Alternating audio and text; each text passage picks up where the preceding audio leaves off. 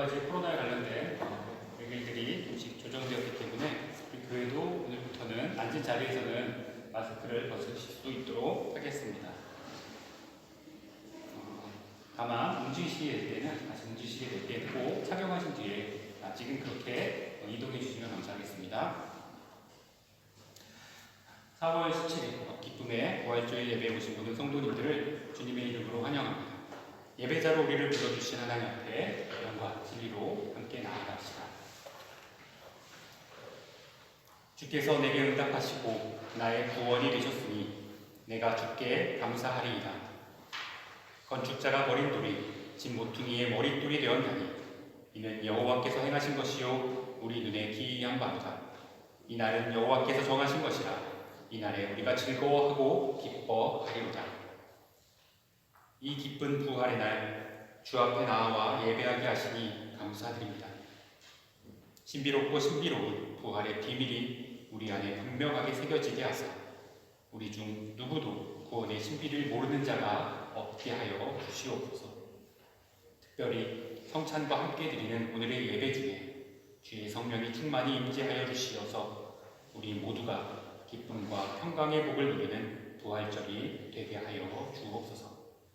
거룩하신 우리 주 예수 그리스도의 이름으로 기도드립니다.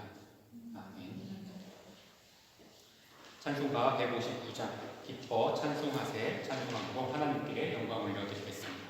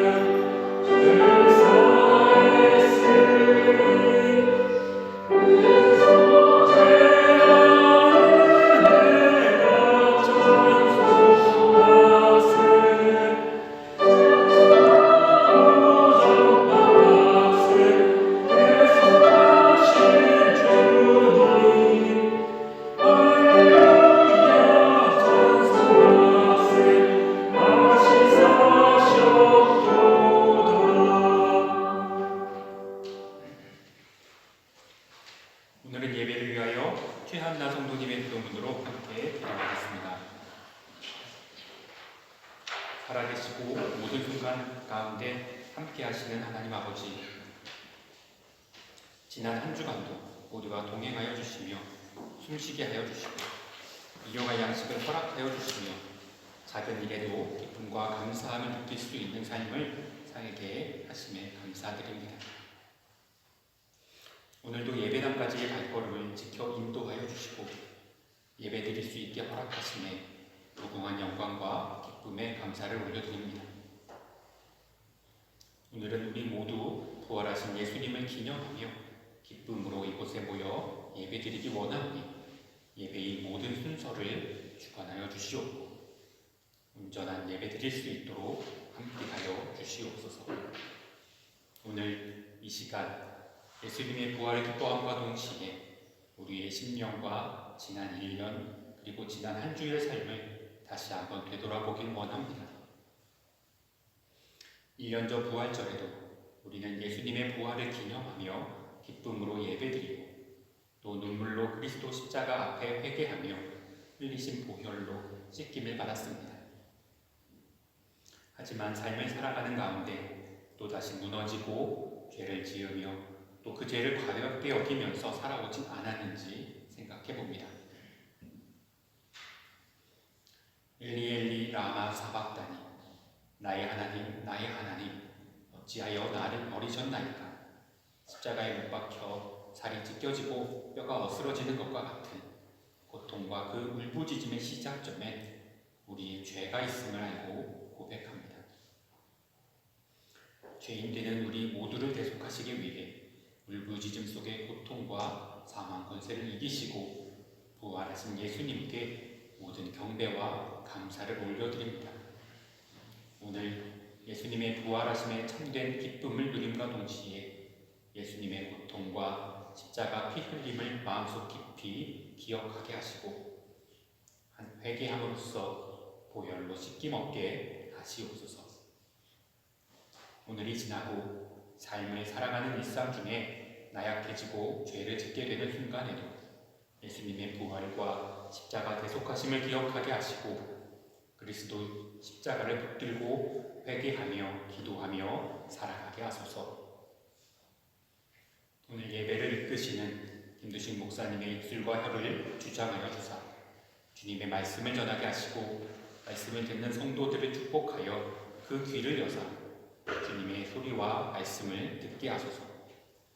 예배를 위해 늘 수고해 주시는 집사님들과 청년부 임원단, 반주자의 손길 위에 복을 부으사 늘 은혜가 넘치게 하시옵고 그들의 삶 가운데도 평강만이 가득하게 하소서. 지금 오프라인 예배를 함께 드리지 못하고 있는 성도님들과 교회 학교 교사들, 교회 학교 학생들, 찬양팀과 성가대를 기억하사 그들이 지키고 있는 주일과 예배의 자리를 복되게 하사 축복하여 주시고 동행하여 주시옵소서. 오늘의 예배를 통해 모든 성도님들의 마음을 참된 기쁨으로 가득 채우사 회복되게 하시고 위로되게 하시며 한 주 살아갈 힘과 능력을 주시옵소서. 주님을 사랑하는 마음과 부활의 기쁨을 담아 예배드리오니 온전한 예배되게 하여 주시옵고 오직 주님께서만 모든 기도와 찬양 그리고 예배를 받아 주시옵소서. 이 모든 말씀 오늘도 살아계시며 동행하고 계시는 예수님의 이름으로 기도드립니다. 아멘.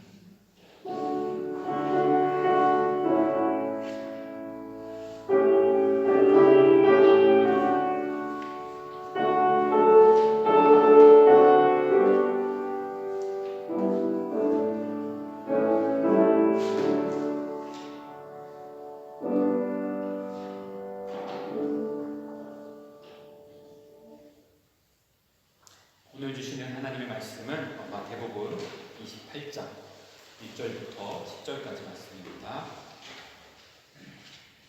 제가 대표하여 봉독하겠습니다. 경청하여 주시기 바랍니다.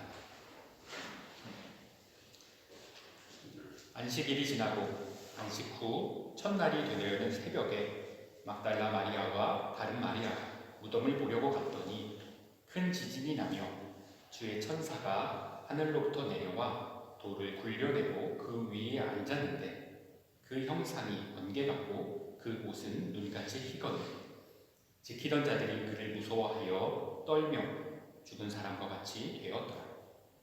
천사가 여자들에게 말하여 이르되 너희는 무서워 말라. 십자가에 못 박히신 예수를 너희가 찾는 줄을 내가 아노라. 그가 여기 계시지 않고 그가 말씀하시던 대로 살아나셨느냐. 와서 그가 누우셨던 곳을 보라. 또 빨리 가서 그의 제자들에게 이르되 그가 죽은 자 가운데서 살아나셨고 너희보다 먼저 갈릴리로 가시나니 거기서 너희가 배우리라 하라. 보라, 내가 너희에게 일렀느니라 하거늘 그 여자들이 무서움과 큰 기쁨으로 빨리 무덤을 떠나 제자들에게 알리려고 다름질할세 예수께서 그들을 만나 이르시되 평안하냐 하시거늘 여자들이 나아가 그 발을 붙잡고 경배하니 이에 예수께서 이르시되 무서워하지 말라 가서 내 형제들에게 갈릴리로 가라 거기서 나를 보리라 하시니라. 하나님의 말씀입니다.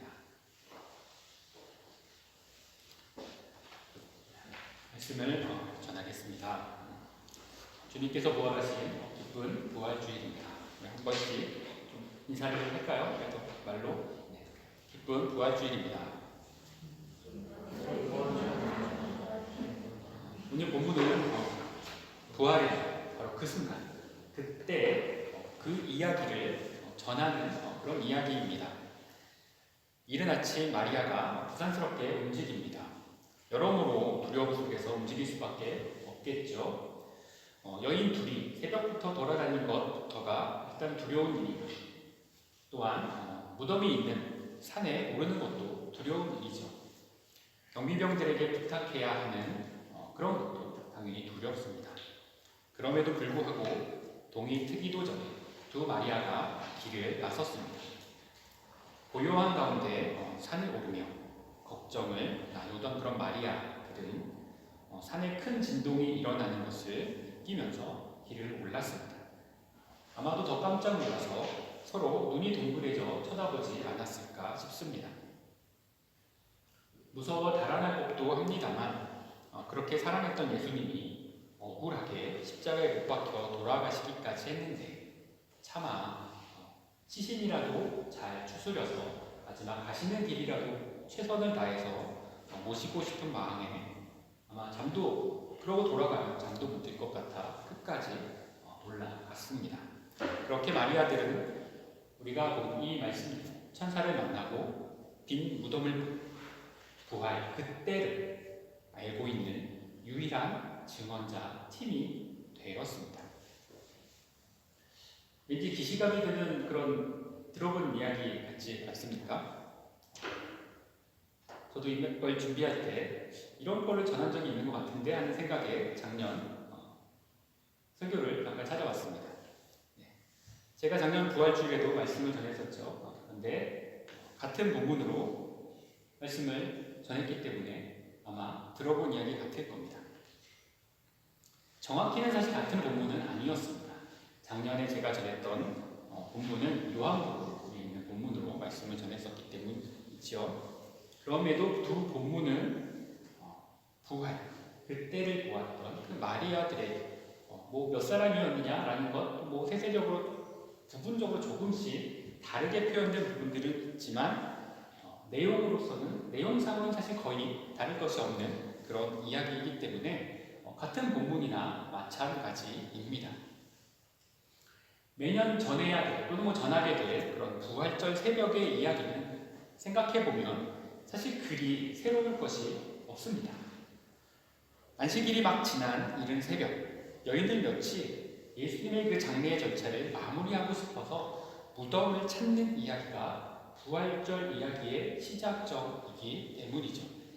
더욱이 이 이야기는 보통의 이야기들과 달리 별로 신비롭게 그렇게 많이 고쳐지지도 않았습니다.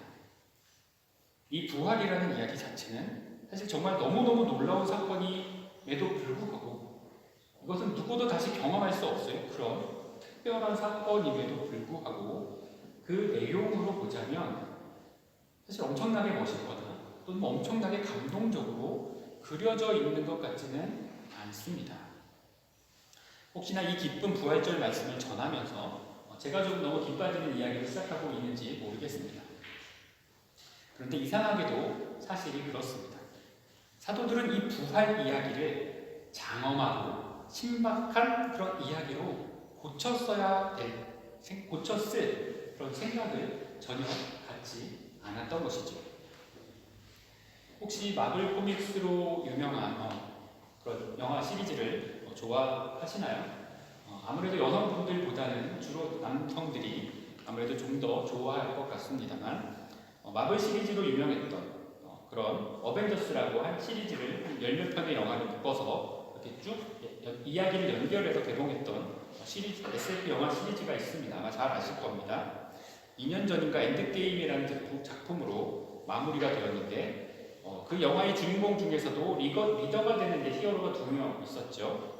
하나는 캡틴 아메리카이고 하나는 아이언맨이라는 2명의 히어로가 그 전체적인 이야기의 중심 인물이었습니다. 사실 저는 이제 처음에는 이 시리즈를 그다지 좋아하지 않았었는데 나중에 이제 캡틴 아메리카 스토리를 이제 볼 때쯤 한 중간쯤이었죠. 한 전체 시리즈의 중간쯤 되는 것 같습니다. 네, 그 시리즈를 보다가 좋아하게 되었어요. 그래서 개인적으로 이제 캡틴 아메리카를 좋아하는 그 히어로를 좋아하는 측면에서 이 영화를 보게 되었었습니다. 그런데 그 마지막 편에 나오는 이 엔드게임에 나오는 씬 중에서 전편에서 타노스라는 그 악당에 의해 사라졌던 사람들이 부활해서 돌아오는 장면이 있습니다. 이미 사라졌던 많은 히어로들이 부활하는 데 성공하였지만 그러나 거리가 일단 멀었던 탓에 여전히 기존에 살아남아 있었던 몇 안 되는 그런 히어로들만이 이 타노스라는 악당에 맞서서 싸우고 있는 장면이 있습니다. 그렇게 힘에 붙인 싸움을 하다 이제 거의 패배가 절망의 상황이 눈앞에 왔다고 생각되는 그 순간 소위 그 마법의 게이트들이 열리면서 그 부활했던 수많은 그 히어로들이 이끌고 있는 히어로의 군대가 그 전장에 참여하는 장면이 있습니다. 이때 전장에 들어오는 그런 히어로들은 그들을 자신을 따르는 부대들 혹은 같이 있었던 다른 히어로들과 함께 자신들이 가장 멋있게 드러낼 수 있는 그 특기를 살리는 장면으로 그곳에 등장합니다. 원래 왕인 블랙팬서 같은 히어로는 특별히 자신이 제작된 무기를 홀로 들고 오는 것이 아니라 왕에 걸맞게 자신의 군대를 다 이끌고 그 자리로 나타나죠. 마법사는 이제 같이 부활한 동료들에게 길이 되는 마법들을 열어주고 자신은 이제 공중에 떠서 내려오는 형태로 그렇게 그 자신이 드러낼 수 있는 가장 멋짐을 폭발시키면서 나타납니다. 스파이더맨은 자신의 트레이드 마크인 거미줄을 붙여 달아오는 그 장면으로 날아오죠. 발키리 같은 캐릭터는 하늘을 나는 천마를 타고 멋들어질 그 자리에 나타납니다. 다들 그렇게 자신을 가장 잘 드러낼 수 있는 또는 그 순간에 가장 멋지게 표현해낼 수 있는 장면들로 그렇게 하나하나 나타나는 장면들을 수많은 히어로들을 잠깐씩이라도 조명해주며 그 부활의 순간을 멋지게 표현해주고 있습니다. 그리고 그렇게 많은 히어로들이 모였을 때 캡틴 아메리카가 이렇게 한마디 던지죠. 어벤져스 어셈블. 마블 팬들이 감동하여 눈물을 흘렸다는 장면입니다. 저 역시 그 전체 영화 장면에서 아마 가장 멋있었던 장면을 꼽으라면 아마 그 장면을 꼽을 것 같기도 합니다. 사실 이야기라는 것이 그렇습니다. 중요한 장면일수록 수많은 미사 여부를 붙여서 멋지게 표현하고 싶은 것이 사람의 마음이고 또 이야기의 특성입니다. 그래서 어떤 이야기이든지 한번 전해지기 시작하면 그 중요한 순간에 계속해서 살이 깊게 마련이죠. 그 순간에 점점 더 집중하게 됩니다. 처음에 이야기는 그렇지 않았을지 몰라도 더 중요하다고 생각되는 그 장면에 하나씩 이야기를 붙여가죠. 그래서 사람들은 그 중요한 순간을 다른 사람들에게 전할 때는 마치 그 한순간이 아주 오랜 시간 동안에 그렇게 일어났던 것처럼 또는 그 한순간에 정말 수많은 일들이 일어났던 것처럼 그리고 또 한편으로는 그 순간에 무엇보다도 그 순간을 내가 직접 모았던 것처럼 사실 표현하기 마련입니다. 그러니 부활, 그때를 전했던 그 사람들도 같은 유혹을 받지 않았을 리가 없습니다. 그들도 부활 이야기를 전할 때 부활 그때 그 순간에 집중하고 싶은 그런 마음은 마찬가지였을 거예요. 어벤져스들이 멋들어지게 등장하던 것처럼 예수님이 어떤 식으로 부활하셨다, 내가 그 장면을 어떻게 보았다라고 그렇게 아마 장엄하게 묘사하고 싶지 않았던 사람은 아마 한 사람도 없었을 겁니다. 누구라도 그 순간을 더 멋있게, 더 장엄하게, 더 위대하게 그렇게 그려내보고 싶었을 거예요. 지진처럼 느껴진 그 소란스럽던 진동, 그 순간을 이왕이면 산이 다 흔들렸다라고 혹은 나무들이 다 부러지더라고 혹은 땅이 갈라지더라고 표현하고 싶었을지 모르겠습니다. 혹은 이왕이면 그 천사에 대한 묘사라도 조금 더 자세하게 하고 싶었을지 모릅니다. 내가 본 천사는 말이지 얼굴은 이렇게 생겼고 팔은 이렇고 그런 이야기들을 더 붙이고 싶었을 것 같아요. 아니면 혹은 자신이 올라가던 그 순간 무덤에 화려한 빛이 내려왔다든지 혹은 무덤으로부터 화려한 빛이 쏘아져 올라갔다든지 이런 이야기들을 통해서 내 부활 그때를 내가 봤는데 말이야 이렇게 말하면서 수많은 마리아들이 만들어지는 것이 어쩌면 당연했을지 모릅니다. 그럼에도 모든 성경은 공통적으로 주님의 부활이 오히려 아무도 모르는 순간에 아무도 없던 순간에 이미 이루어졌다고 전합니다.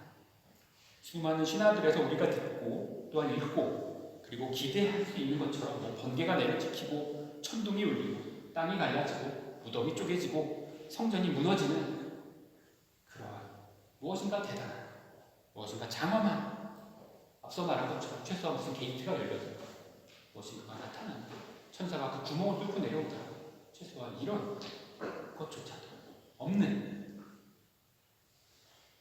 그저 단순하게 어느 순간 보니 천사가 있었습니다. 천사가 말한 대로 들어가 보니 무덤은 비어 있었습니다. 이 정도에 그치고 있는 것이죠. 왜냐하면 우리는 대부분 잘 알고 있습니다. 화려할수록 지나치게 장엄할수록 사실은 거짓이고 단순할수록 오히려 진실에 가깝다는 것을 말이죠. 어떤 사건이든 팩트는 사실 굉장히 단순한 곳에 있다는 것을 우리도 사실 살아오면서 경험으로 알고 있습니다.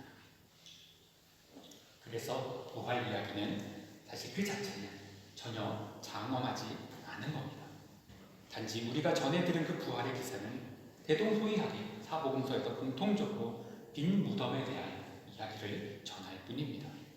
더욱이 사도들은 공통적으로 이 예수님의 부활에 대한 최초의 증언자, 최초로 그것을 보았던 사람을 전하고 있는데 바로 마리아로 대표되는 여인들에 대한 이야기를 전하고 있죠. 그런데 당시의 문화를 생각하자면 사실 이것도 이상한 일입니다. 왜냐하면 이 시기의 여성들은 증언의 자격이 없었습니다. 여성들의 증언은 가치 자체가 없었어요. 여성들이 전한 것은 그냥 뭐 있을 수도 있겠지만 또 뭐 이런 정도로 받아들이는 그런 수준의 증거였습니다. 그러니 차라리 첫 방문자라도 첫 그 부활 그때를 경험한 첫 사람이라도 베드로나 요한같이 믿을 만한 남자 사도로 바꾸고 싶은 것 아마도 그런 유혹도 있었을 겁니다. 그럼에도 사도들은 이 여인들의 증언만으로도 더욱이 그것을 남들이 듣기 좋게 전혀 각색하지 않을지라도 이미 충분하다고 여긴 것이죠. 그들에게 부활은 그것만으로도 충분히 확신할 수 있었기 때문입니다.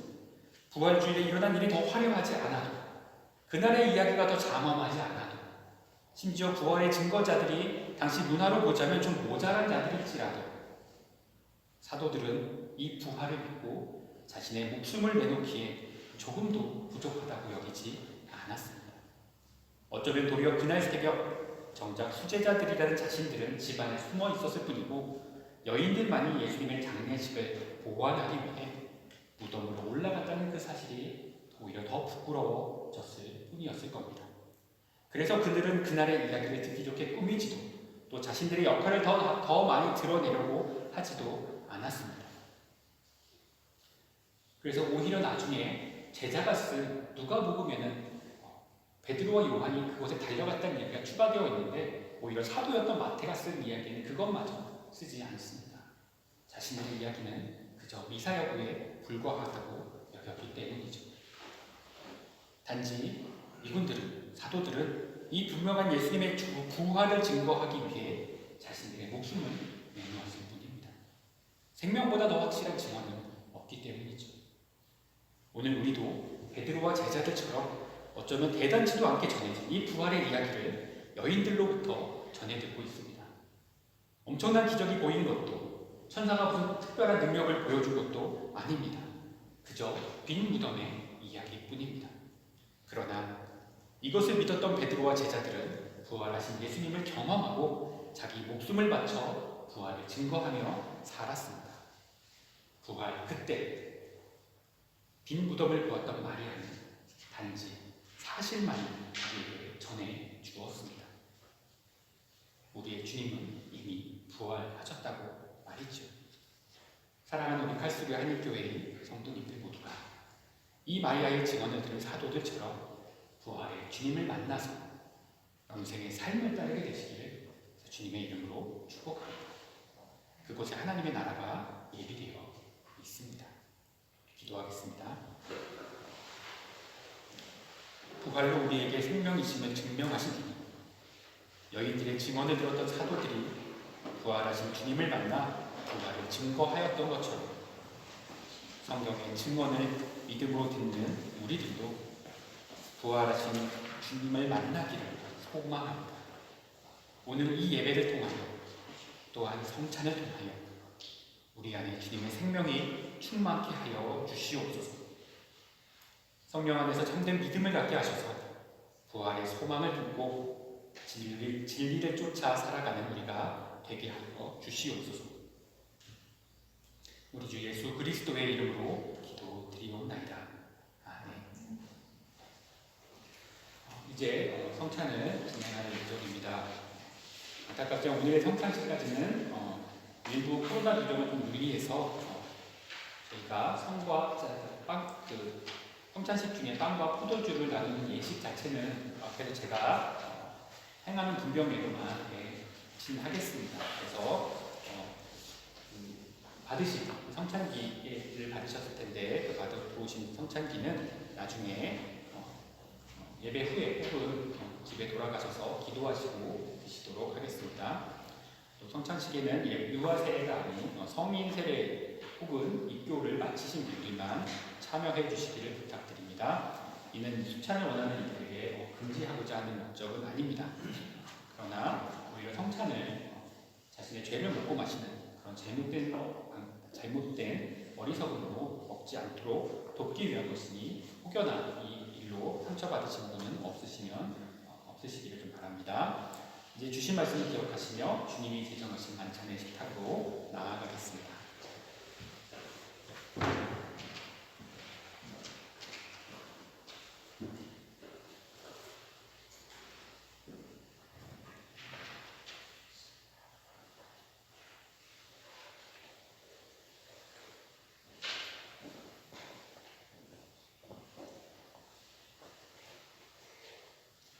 하나님의 아들이신 주 예수께서는 나는 생명의 떡이니 내게 오는 자는 결코 죽이지 아니할 터이요 나를 믿는 자는 영원히 목마르지 아니하리라고 하셨습니다. 주님은 먼저 우리를 죄와 죽음에서 구원하시기 위하여 십자가의 고통을 당하셨으나 지금 우리는 빈무덤의 놀라운 사실을 목격하면서 눈물과 절망과 죽음의 자리가 꿈과 희망의 영원한 생명으로 바뀌어지는 신비한 식탁에 초대되었습니다. 디베랴 호숫가에 오신 부활하신 주님께서 제자들을 위하여 조반을 준비해 주셨던 것처럼 이 식탁은 주님께서 손수 준비하여 주신 것으로 우리를 영원히 살리려는 것입니다. 부활하신 주님의 뜻에 따라 여러분들을 이 부활의 만찬에 초대합니다. 우리가 주님을 볼 때 먼저 찾아가시고 너희로 불러주신 주님의 죄에 몸으로 저하나님께로 나가오니 저희의 은혜와 영원한 생명에 서 계신 부활의 주님을 바라보게 하옵소서.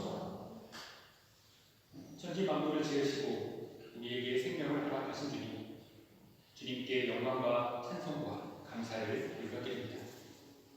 아버지께서는 저희를 영원한 생명 가운데로 인도하시려고 유일하신 외아들 예수 그리스도를 이 땅에 보내시고 십자가를 지게 하시고 3일 만에 부활하게 하시오니 감사를 드립니다. 그러나 저희는 부활의 증인으로 용기 있게 살지 못하고 작은 고난 앞에서도 항상 주님을 부인하며 살았음을 고백합니다. 이제 죽은 자 가운데서 부활하심으로 어둠의 역사를 극복하시고 영원한 희망을 선포하신 주님이시오. 이 성찬에 참여하는 저희들로 하여금 주님의 새 생명을 이어받아 세상 끝날까지 이 희망을 선포하게 하여 주옵소서. 주여, 이제 주님의 문구에 따라서 저희가 이 성찬을 마련했사오니 우리의 식탁의 성령으로 임재하시어 저희들의 모습을 새롭게 변화시켜 주시옵소서.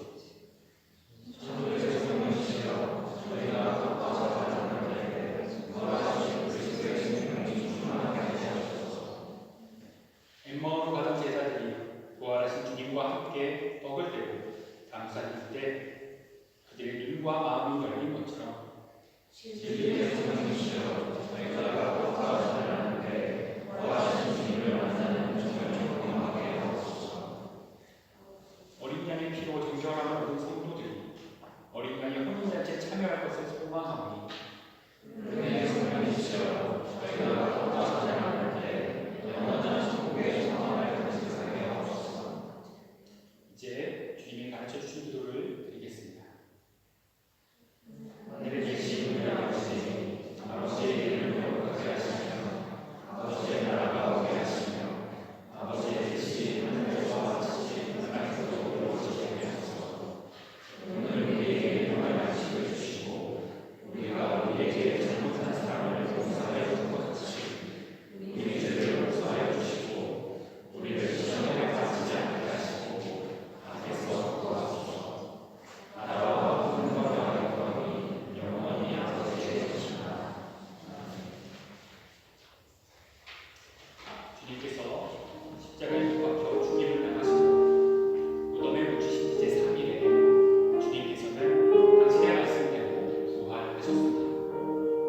그러나 부활의 감격을 맛보지 못한 제자들은 여전히 시리와 농담에 쌓여 옛 고향으로 돌아가고 있었습니다. 주님께서는 실망과 두려움을 안고 엠마오로 향하는 그 길을 가던 제자들과 동행하시면서 그들과 함께 식탁에 앉아 떡을 들어 축사하시고 내려 주셨습니다. 그때 제자들의 눈이 열려 주님을 알아보았고 마음이 뜨거워져 주님께서 십자가에 달리신 그 예루살렘으로 되돌아가 부활의 증인이 되었습니다. 이처럼 주님께서는 우리로 하여금 새 삶의 눈을 떠 부활의 증인이 되게 하시고 자신의 몸과 피를 우리에게 허락해 주셨습니다. 이 신학의 신비가 크고 놀랍기에 우리가 지금 이 구원의 예전을 행합니다. 곧 주 예수께서는 잡히시던 밤에 떡을 가지시고 감사드리신 다음에 떼시며 이것은 너희를 위한 내 몸이니 이것을 행하여 나를 기념하라 하시고 잡수신 후에 또 이와 같이 잔을 가지시고 이 잔은 내 피로 세운 새 언약이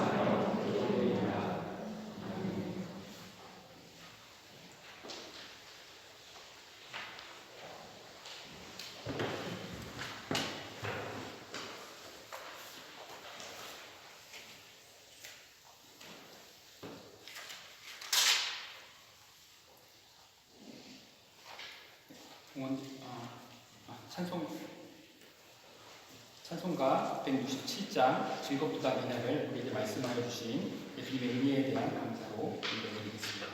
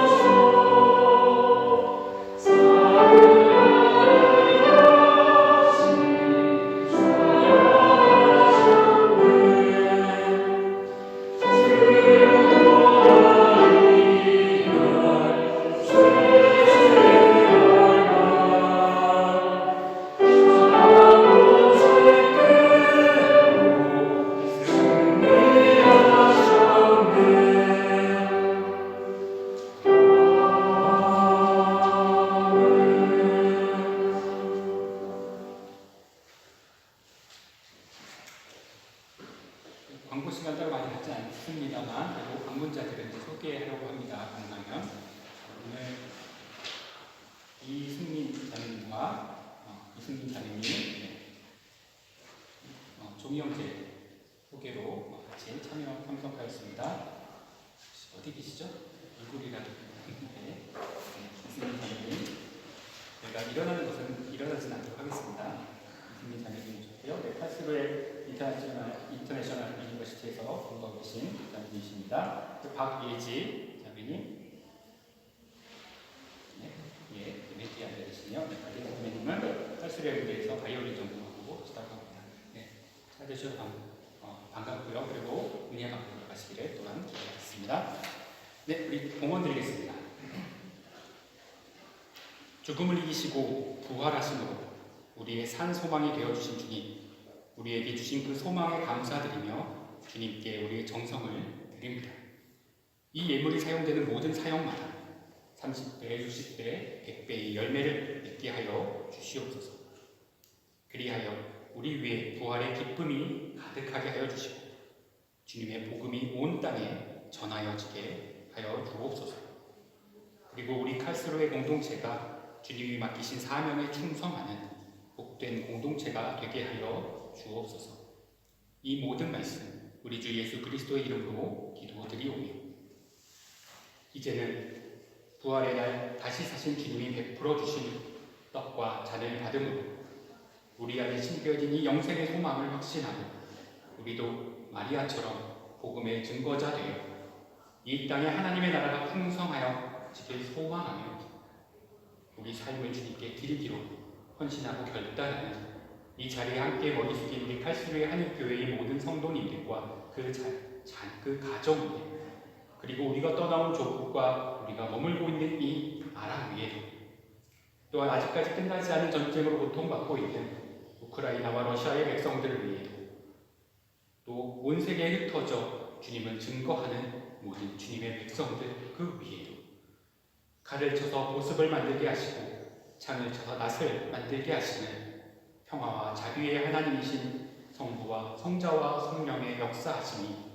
지금부터 영원까지 함께 하시옵기를 간절히 축원하옵나이다. 아멘.